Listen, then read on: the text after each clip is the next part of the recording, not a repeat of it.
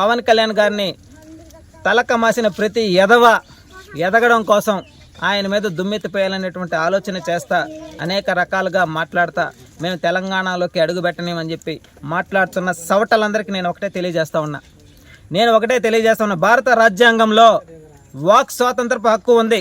అలా అని చెప్పి వ్యక్తిగతంగా ఇష్టానుసారంగా మాట్లాడితే ఎవరిని కూడా ఉపేక్షించం. నోరుందా కదా అని చెప్పి ఇష్టానుసారంగా మాట్లాడితే సమాజంలో అనేక రకాల అలజడులు సృష్టించే విధంగా తయారు చేస్తున్నారు. ఈ విషయాన్ని గుర్తుపెట్టుకొని నోరు అదుపులో పెట్టుకొని మాట్లాడాలా. నిన్నటి మాట్లాడినటువంటి మా కొంతమంది పనికి మాలిన సన్నాసులందరికీ కూడా ఒకటే తెలియజేస్తా ఉన్నాం.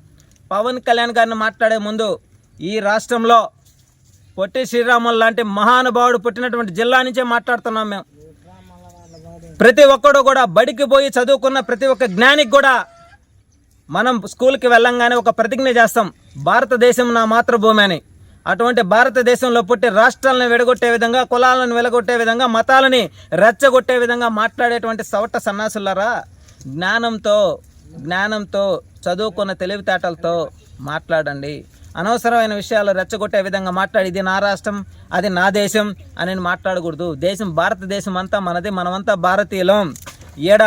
మనం భరత మాత ముద్దు బిడ్డలుగా స్వేచ్ఛ వాయువులు పీల్చుకుంటూ అనేక మంది స్వాతంత్రం కోసం ప్రాణాలను త్యాగం చేసిన ఒక అల్లూరి సీతారామరాజు లాంటి అట్టడుగున ఉన్నటువంటి కులాల నుంచి వచ్చిన వాళ్ళు ఈరోజు ఈ దేశంలో మనం స్వేచ్ఛ స్వతంత్రాలతో బతుకుతున్నామంటే వాళ్ళ ప్రాణ త్యాగం. ఆ జ్ఞానాన్ని తెలుసుకొని మీరు మాట్లాడేటప్పుడు జాగ్రత్తగా మాట్లాడండి. ఈ రాష్ట్రం కోసం, రాష్ట్ర రాజకీయాల్లో మార్పు తీసుకురావడం కోసం దేశంలోనే ఒక చరిత్ర కలిగినటువంటి పార్టీని స్థాపించి ఒక చరిత్ర సృష్టించినటువంటి వ్యక్తి పవన్ కళ్యాణ్ గారు.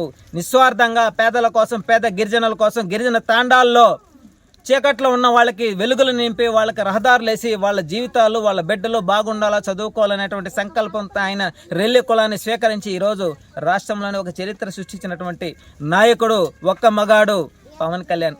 అందుకే పవన్ కళ్యాణ్ గారు అనేక సందర్భాల్లో చెప్పాడు, జై ఆంధ్ర అని చెప్పి మగాడిలాగా మాట్లాడినటువంటి వ్యక్తి పవన్ కళ్యాణ్. ఈ విషయం తెలుసుకొని ఎవడైనా సరే, ఏ రాష్ట్రంలో ఉన్నా సరే, మనమందరం కూడా భారతీయులు అనేటువంటి విషయాన్ని, మనమందరం కూడా తల్లి బిడ్డలం అనేటువంటి విషయాన్ని విస్మరించి మాట్లాడబాకండి.